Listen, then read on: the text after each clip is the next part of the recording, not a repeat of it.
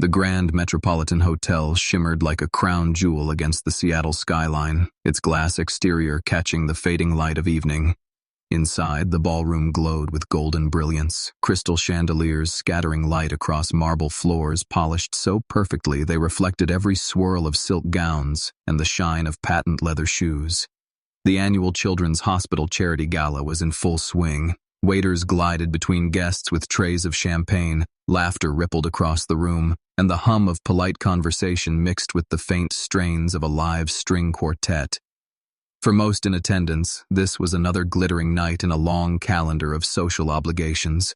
For Emma Rodriguez, it felt like stepping onto another planet. She adjusted the thin silver bracelet on her wrist, the one her grandmother had given her before she passed, and smoothed the skirt of her simple black dress. Compared to the explosion of designer gowns and custom tuxedos that surrounded her, she might as well have walked in wearing an apron from her shop.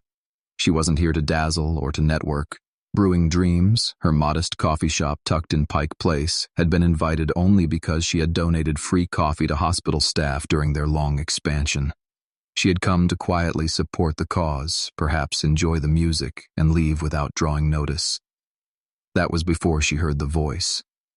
It cut through the pleasant hum like a knife, sharp and merciless. Emma turned her head toward the auction table, where a tall man in a charcoal gray suit stood towering over a young waitress. A tiny splash of red wine stained the cuff of his sleeve, but his expression suggested he had been grievously wronged. His steel gray eyes burned into the trembling girl as he spoke in low, clipped tones. "This is unacceptable," he said. "At an event of this caliber, mistakes like this are inexcusable. Perhaps you should reconsider whether you're qualified for this position." The waitress stammered apologies, her hands shaking so badly the napkins she offered rustled audibly. She couldn't have been more than 20, her cheeks flushing red, eyes wide with fear. Around them, the wealthy patrons shifted uncomfortably but said nothing. They sipped their champagne, glanced away, unwilling to risk their standing for a girl carrying trays. To them, service staff were invisible, replaceable. Emma felt her blood boil. Her grandmother had once scrubbed floors in office towers just like the ones this man probably owned, enduring the same sneers and humiliations from people who thought a paycheck made them superior. Without thinking, Emma pushed through the crowd, her heels striking against marble with a clarity that turned heads. She stopped in front of the girl, planting herself like a shield. "Excuse me," she said, her voice steady despite the racing of her heart. "I couldn't help but notice you're having quite a bit of trouble with a tiny stain."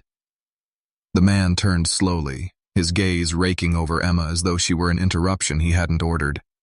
Up close, he was almost unnervingly handsome. Sharp cheekbones, dark hair styled with ruthless precision, lips curved into the faintest sneer. But it was the arrogance in his eyes that set her teeth on edge. "Do I know you?" His voice carried authority, the kind that expected obedience. "No," Emma replied, folding her arms. "But I know your type. The type that thinks money buys the right to humiliate hardworking people over accidents." A hush fell over the surrounding tables. Guests leaned in, phones discreetly raised, hungry for spectacle. The waitress whispered a soft thank you before retreating into the crowd, leaving Emma alone to face the storm. The man's jaw tightened, his gaze narrowing. "You're overs." "Tapping, this doesn't concern you." "It concerns me when bullying hides behind the excuse of standards," Emma shot back, her green eyes flashing. "Accidents happen. What doesn't need to happen is you making someone feel worthless for one."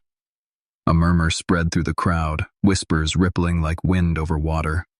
And then someone said his name. James Wellington. Gasps followed. Emma's stomach dropped as recognition struck. This was the James Wellington, the billionaire developer whose empire stretched across the Seattle skyline, the man who could buy and sell half the room without blinking. He stepped closer, so near she could see the faint shadow of stubble across his jaw. "People like me," he repeated, his voice low and dangerous. "You don't know anything about me." "I know enough," Emma said, refusing to step back. "Enough to see a man who thinks his suit and his money give him the right to strip dignity from people who can't fight back. And I know one thing you'll never understand: basic human decency." The air in the room tightened, the kind of silence that precedes either an explosion or a standing ovation. For the first time, James Wellington looked unsettled. And then, to her shock, something flickered in his gaze. Not anger, not outrage. Something far more dangerous. Interest. "What's your name?" he asked, voice calm now, almost curious. Emma felt the weight of every eye in the room pressing down on her, but she lifted her chin. "Emma Rodriguez." A faint smile touched his lips, but it wasn't mocking this time. "Emma Rodriguez," he repeated, as though memorizing it. "Coffee shop owner who takes on billionaires. Refreshing." The crowd buzzed, flashes from phones capturing the moment, and Emma realized with a chill that she hadn't just defended a waitress. She had just challenged one of the most powerful men in the city, and James Wellington was not a man who forgot being challenged. Her life would never be the same. Emma woke the next morning hoping the gala incident would fade into memory like a strange dream. But Seattle had other plans. The news traveled faster than she ever imagined. Her phone buzzed with messages before she even left her bed. The Seattle Times headline glared at her from the screen. "David versus Goliath, local coffee shop owner confronts billionaire real estate mogul." The grainy photos told the rest. Her standing tall, her arms folded. James Wellington towering opposite her, his jaw clenched, eyes sharp. The caption might as well have been a match thrown into gasoline. By the time she reached Brewing Dreams, the shop already buzzed with energy, not the usual warm chatter of regulars, but a pulsing curiosity. Strangers filled the mismatched chairs and tiny tables, some whispering and pointing, others pretending to scroll their phones while sneaking glances at her every move. Carolina, her assistant, leaned across the counter, her eyes wide. "Emma, you are trending online," she whispered the way people whisper about incoming storms. Emma groaned, adjusting her apron. "I told you I didn't want attention," she muttered. "This isn't what I wanted." Carolina grinned, despite the chaos. "Maybe not, but it's good for business. The tip jar is already overflowing." She tried to focus on the hiss of the espresso machine, the comforting rhythm of steaming milk, but her mind kept returning to the face she had confronted. Steel gray eyes, arrogance, turned curiosity. James Wellington, the man she had made an enemy of without hesitation. The thought alone was enough to twist her stomach. The bell above the door chimed, and every head in the cafe turned.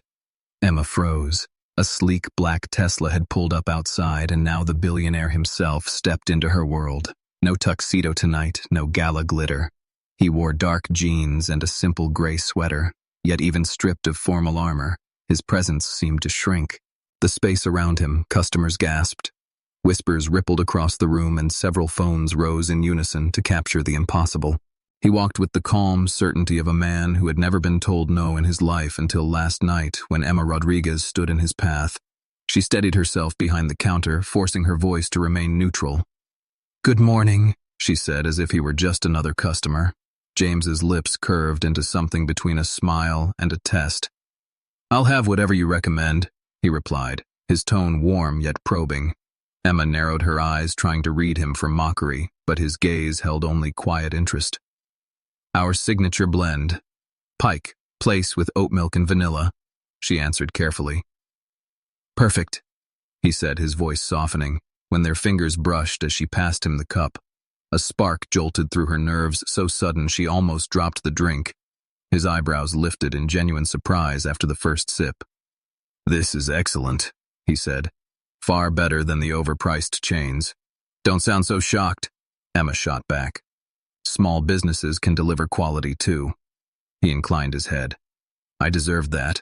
He found a seat by the window, ignoring the stares and cameras aimed his way.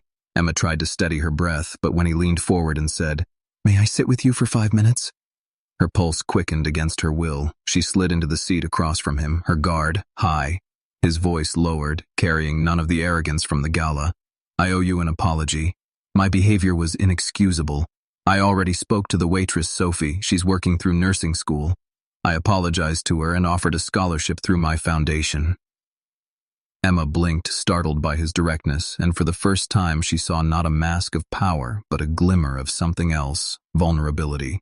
Before she could respond, her phone buzzed again, a message from her supplier. Her face darkened, reading the words. Contract cancelled. Restructuring cannot accommodate small businesses. Her breath caught. This was her lifeline, gone in an instant. James's eyes narrowed. Road, what happened?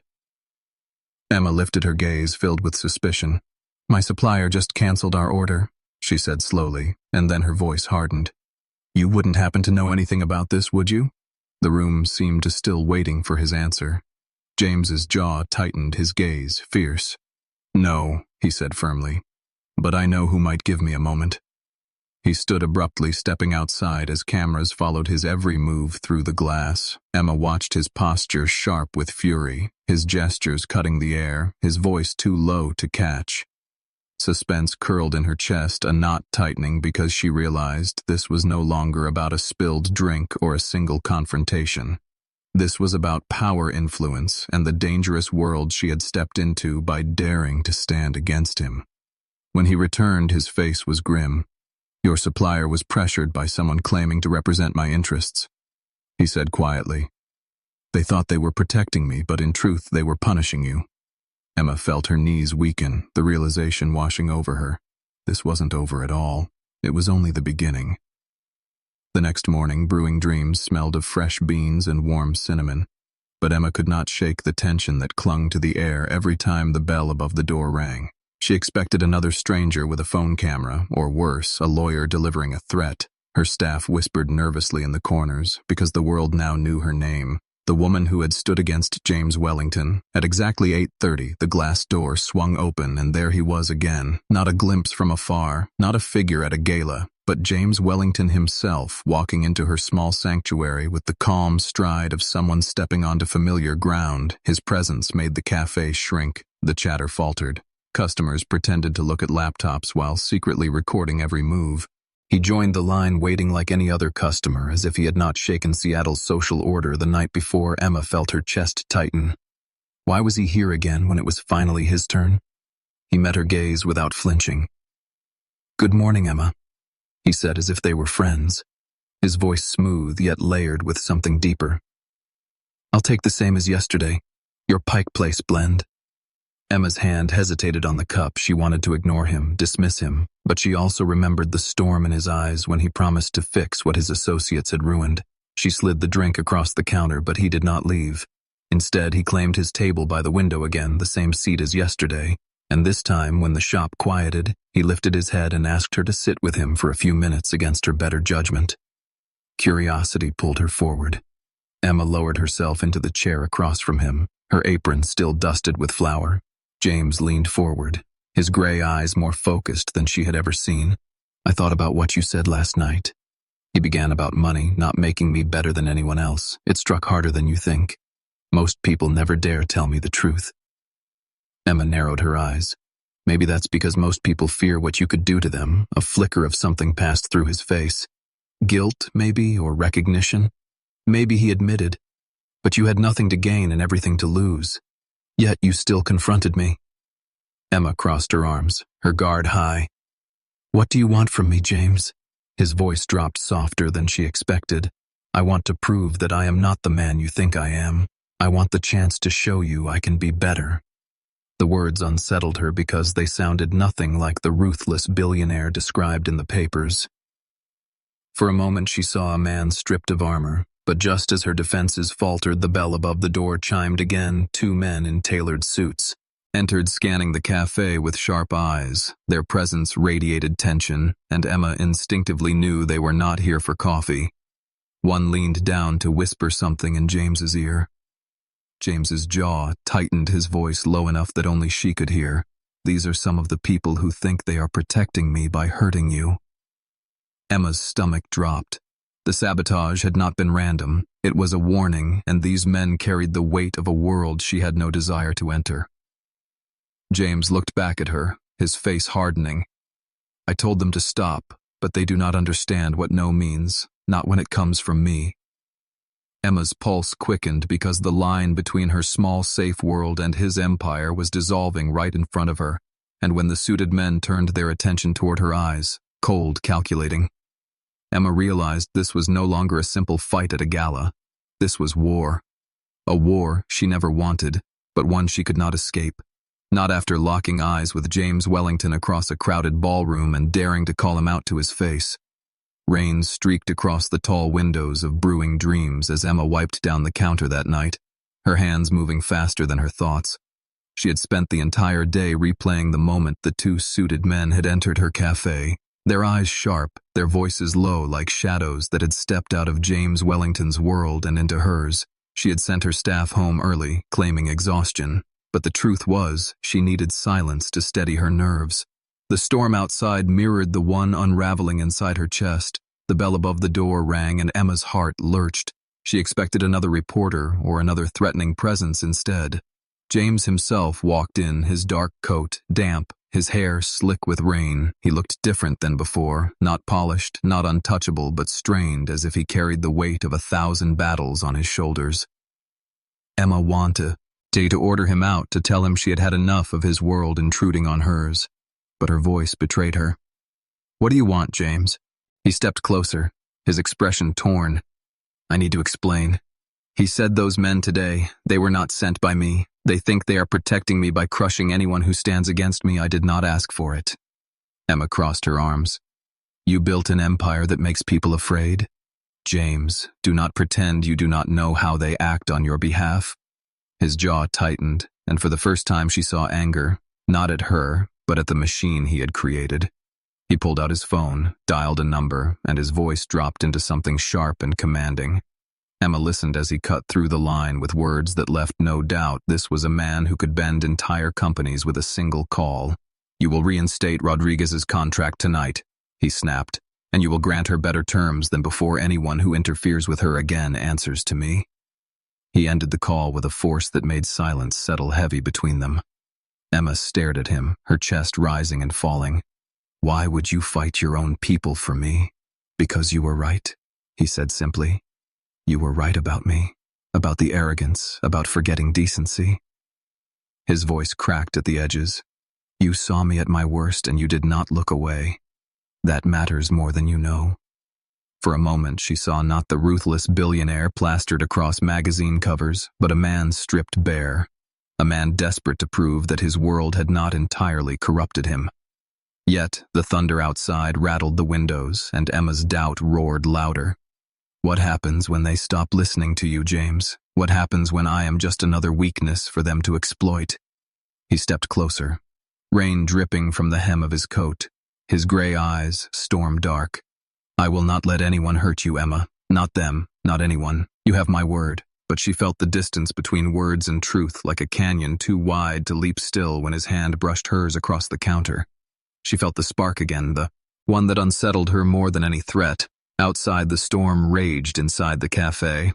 Emma realized she was standing at the edge of something far more dangerous than spilled wine or canceled contracts. She was standing at the edge of a war between power and principle, and James Wellington was pulling her into the center of it, whether she wanted it or not. The following week unfolded in a blur of headlines and whispers. Emma tried to bury herself in the rhythm of the cafe, the hiss of steam and the clatter of mugs grounding her, but everywhere she turned she felt the weight of eyes, some curious, some envious, some sharp with malice. The world no longer saw her as just the owner of Brewing Dreams. She had become the woman who stood up to James Wellington, and the woman he kept returning to. Late one evening after closing, she was stacking chairs when the bell over the door rang again. The lock she had turned half an hour ago seemed useless because James walked in. Anyway, his presence filling the dim cafe with an electricity that made her pulse quicken. He carried no entourage, no tailored suit, just a weary expression and a paper bag in his hand. "I thought you might not have eaten," he said, setting the bag on a table. "Takeout from the Thai place on Pine Street." Emma blinked, surprised. The ruthless mogul carrying noodles in a paper sack was not the image she had braced for. "Why are you here?" she asked quietly. "I told you I do not want trouble." James sat slowly, his eyes on hers. "Not trouble, Emma. Conversation." He opened the containers, the smell of spice filling the air. He looked strangely out of place in her small cafe, like a storm trapped in a teacup. Yet somehow he fit too, as if he had been searching for a place that stripped him of armor. As they ate, he began to talk about his childhood, about boardrooms that felt colder than winter nights, about learning early, that weakness was punished, not forgiven. Emma listened against her will, feeling the edges of her anger soften. She told him in return about her grandmother scrubbing floors until her hands cracked, about saving every dollar to build brewing dreams, about why she despised arrogance. James leaned closer, his voice lower, softer. I do not want to be that man anymore, the one you confronted at the gala. I want to change. The cafe felt too small for the confession. Silence stretched. Then Emma whispered, People do not change that easily, James. His eyes held hers steady. Maybe not, but you make me want to try. Before she could respond, the sudden crash of glass shattered the fragile piece. A brick hurled through the front window, skidded across the floor, shards scattering like sparks. Emma flinched, the sound echoing through the empty cafe. James was on his feet instantly, his arms shielding her even as the night air rushed in through the broken pane outside. Footsteps faded into the rain, leaving only silence and the stench of fear. Emma's breath came fast, her hands trembling. Someone had targeted her directly, not by contracts, not by whispers, but by violence. James's jaw was set, his voice a low vow. I told you they would not stop, but they just made the worst mistake of their lives. Emma met his gaze, her heart pounding, because in that moment she realized the war she had stumbled into had just crossed a line. It was no longer about pride or reputation, it was about survival, and she was no longer. Cheer standing on the sidelines, she was standing in the crossfire. The rain had not stopped for 3 days. The streets of Seattle shimmered with puddles and neon reflections while Emma moved through her cafe like a ghost, sweeping shards of glass that still appeared. No matter how many times she cleaned, the broken window had been replaced, but the scar remained etched into her memory. Each creak of the floorboards, each shadow outside the window made her flinch. She had always believed her shop was a sanctuary. Now it felt like a target. On the 4th night, James appeared again. His coat soaked, his hair dripping, his expression grim. She wanted to tell him to leave, to keep his dangerous world away. But when she saw the exhaustion in his face, the words dissolved. He carried something heavier than rain, something that lived in his eyes. Emma, we need to talk, he said, his voice quiet but urgent. She folded her arms, though her hands trembled. Talk about what? About the fact that someone threw a brick through my window, or that my name is being dragged through every gossip blog in this city? James's jaw tightened. Both, he admitted, and more. He stepped closer, lowering his voice. I know who sent the message. The brick was not random. It was from someone inside my circle, someone who thinks you are a distraction, someone who fears that if I change, if I soften their grip on my empire, weakens. Emma's stomach twisted. So I am a threat to them. James nodded, but his gray eyes burned with something fierce. You are not a threat. Emma, you are the only truth I have ever known, and that terrifies them. The thunder outside echoed, as if sealing his words. Emma's breath caught. She wanted to push him away, wanted to demand he stop dragging her deeper. But when he reached out his hand, brushing rain from her cheek, the warmth of his touch shattered her resolve. I know this seems impossible, he said, his voice breaking. But these weeks with you have changed everything. You stood in front of me at that gala and saw a monster, and instead of running, you forced me to look in the mirror. You made me want to be someone better for the first time in 34 years. Emma's chest tightened, her heart pounding in her ears. This was not the ruthless billionaire the city feared. This was a man stripped bare, standing in the ruins of his power and begging her to believe him. James swallowed, his voice trembling. Emma, I am falling in love with you, not with the fight, not with the challenge, but with you, your courage, your fire, your heart. The rain beat harder against the windows, as if the city itself was listening. Emma shook her head. This is crazy, she whispered. We are from 2 different worlds. His gaze held hers steady. Maybe that is why it works. You keep me grounded. I can give you the power to protect what you love. We balance each other. He stepped closer, his eyes blazing with urgency. I cannot imagine my life without you.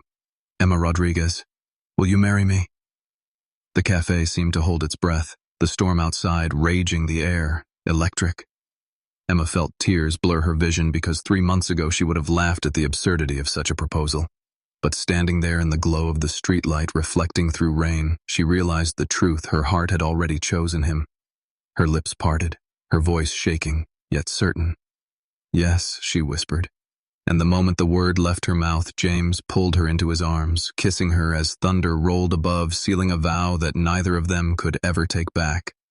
The morning after the storm, the world seemed brighter, but the peace was an illusion. Emma woke to the vibration of her phone buzzing non-stop, the screen flooded with notifications, her face plastered across news sites and gossip blogs. The words "billionaire proposal" lit up in every headline. Some called her brave, others called her a gold digger, some went further, whispering that she had bewitched James Wellington and brought a titan to his knees. At Brewing Dreams, the line stretched out. The door, strangers snapping photos as they waited, regulars whispering nervously. Emma tried to keep her smile steady, but every flash of a camera cut into her composure. She had always built her life on quiet dignity. Now her love story had been ripped open for strangers to dissect. James arrived that afternoon in a sleek car, but not alone. This time he stepped inside with his board members, following close behind, men in dark suits whose eyes scanned the cafe with open disdain. Their voices dropped into sharp whispers as they pulled him aside. Emma caught fragments of their words. Reputation, collapse, empire at risk. She watched James's jaw clench, his hands tighten, but he did not back down. When he returned to her counter, his eyes were storm gray again, the same as the night he proposed. "They want me to end it, Emma," he said simply, his voice flat. "They think marrying you will destroy everything I have built." Emma felt her stomach twist. "So what did you tell them?" James met her gaze, and for the first time she saw defiance, not aimed at her, but at the empire itself. "I told them no. I told them if they want me, they take you too."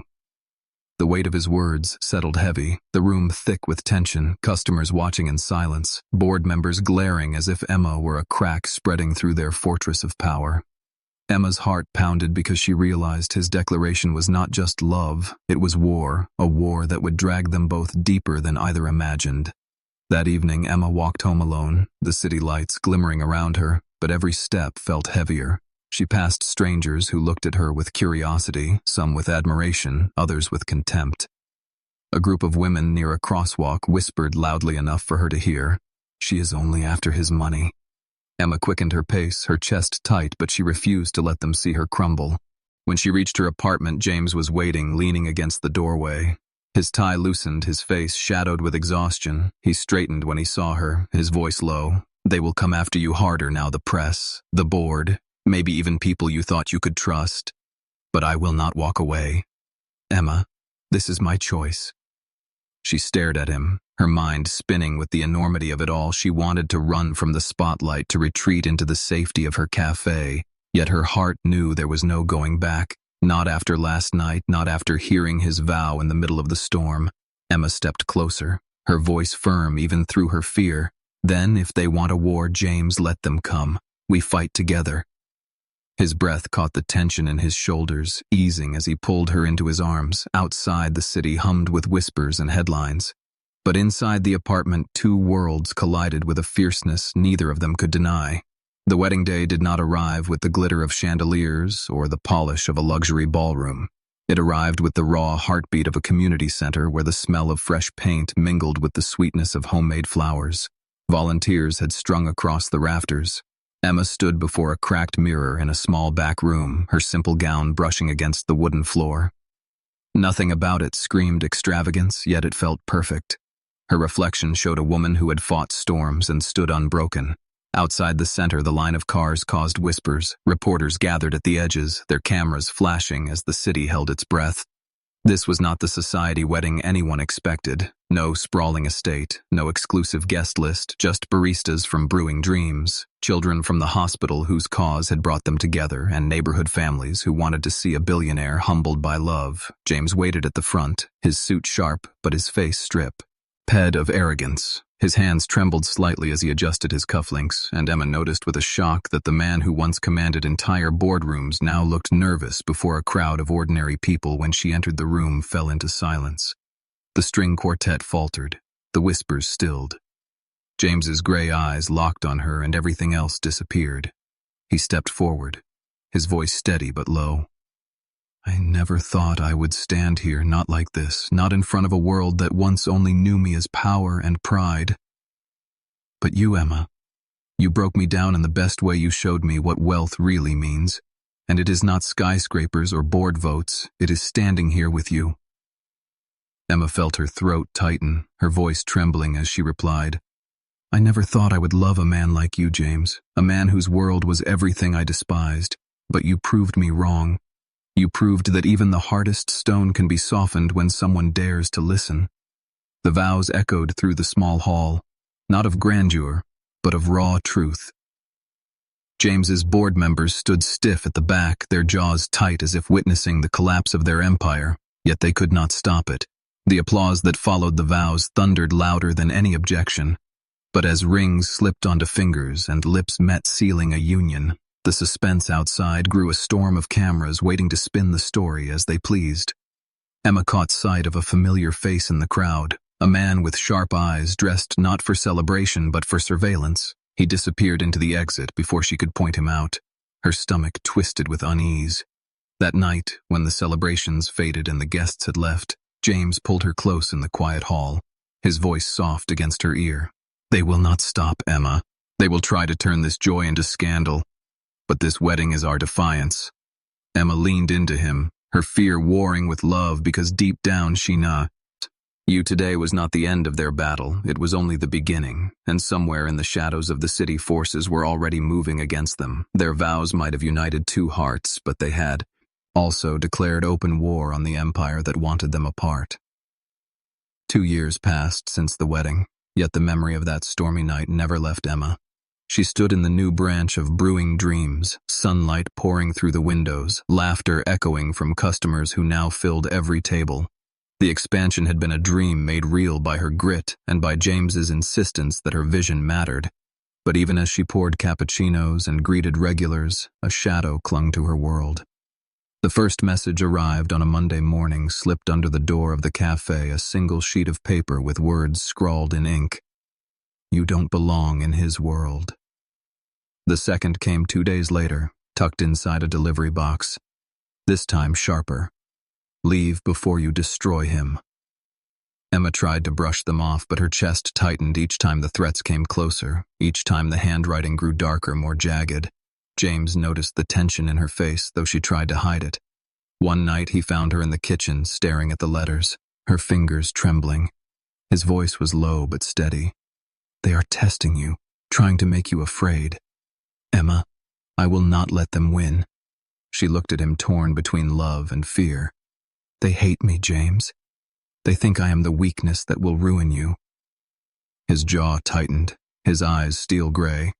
No, Emma, you are the reason I am stronger than I have ever been, but the danger is real and I need you to trust me. His phone buzzed that same moment, and when he read the message, his expression hardened. It was from one of his security advisors, a whisper of a plot from within the company, a faction planning to leak stories about Emma, about her past, about debts she never had, hoping to paint her as a fraud. That week the storm broke. Headlines screamed, "Gold digger destroys Wellington dynasty tabloids, printed fabricated scandals." Customers whispered when she walked past. Emma held her head high, but at night when he lights were off, she cried quietly into James's chest, his hand steady on her back, his voice a vow. I will not let them break us. Suspense deepened when one evening, as Emma closed the cafe, a black car slowed at the curb, the window lowering just enough for a shadowed voice to call out, "Go back to your world before you lose everything." The car sped off, leaving exhaust and dread in its wake. Emma's knees weakened, but she steadied herself because running was not an option. Not anymore. The pressure built until James confronted his own board in a meeting that turned into war. Emma heard later how he slammed the forged reports onto the table and declared, "If you come for her, you come for me. If you cannot accept that, walk out now." Half the men left, pale-faced. The rest sat in silence, knowing the old Wellington had died, replaced by a man willing to risk his empire for love. That night James returned home, his suit rumpled, his hands trembling. But when he saw Emma waiting, his resolve sharpened. Their worlds might still be on fire, but as he pulled her close and whispered, "We fight together," Emma realized something important. The attacks were not just about tearing her down. They were about testing the very foundation of their love, and the suspense of what came next hung heavier than the storm outside. The night of Brewing Dreams' anniversary should have been a celebration. The cafe overflowed with customers, the air rich with the smell of coffee and pastries, balloons strung across the windows, laughter echoing between brick walls, yet Emma felt a pulse of tension beneath the joy. Her heart told her something was coming, something larger than whispers or threats. James sat quietly at his usual table. His laptop closed, his eyes following Emma's every move. When the crowd began to thin, he rose, his voice carrying with the authority of a man used to command but softened now by something else. "Excuse me, Ever. Yon, may I have your attention?" The chatter died, the room falling into silence as phones lifted instinctively, ready to capture what they knew would be news. 2 years ago, I was a man feared more than respected. James began, his tone calm, yet heavy with truth. I believed money was armor, power was everything, and people were tools to be used. Then I met Emma. She did not see wealth. She saw arrogance. She stood against me in front of the entire city, and for the first time in my life, I felt ashamed. Emma's chest tightened as he turned toward her, his voice steady, but his eyes alive with emotion. She taught me that true wealth is not skyscrapers or contracts, but courage, love, and dignity. She gave me what billions never could, a reason to be better. James paused, the suspense coiling tighter as the crowd leaned in. And tonight I want to show you all what that love means, not in words, but in action. He lifted a folder from the table, opening it to reveal signed documents. His next words struck the room like thunder. I have transferred half my empire into a trust, co-signed by Emma. She now owns not only Brewing Dreams, but every project I have built, every housing initiative, every development. My fortune is no longer mine alone, it is ours. Gasps rippled through the cafe, some faces awed, others stunned. The board members at the back stiffened, pale with fury. Reporters whispered furiously into their phones. Emma stood frozen, her breath caught in her chest. James's voice softened but grew more powerful because this is not about wealth, it is about trust. Emma is not my weakness, she is my strength. She is the reason every one of you will see a different Wellington legacy, one built not on fear but on love. He crossed the room to her, then pulling her hand into his voice low, meant only for her. You stood against me when no one else would. You loved me when I was hardest to love, and tonight I give you everything I am. Emma, tears blurred her vision, the weight of his vow pressing into her heart. She whispered, "James, this is too much." His thumb brushed her cheek. "Not an ugh," he replied. The crowd erupted into applause, cameras flashing as James kissed her there in the heart of the cafe where their story began. The final shocking reveal spread across every screen in Seattle. The billionaire who once ruled with arrogance had surrendered his empire to love. Emma held his hand tight, knowing their fight was far from over, but also knowing they had already won, for what they built together was stronger than wealth, stronger than fear. It was the kind of love that rewrote empires.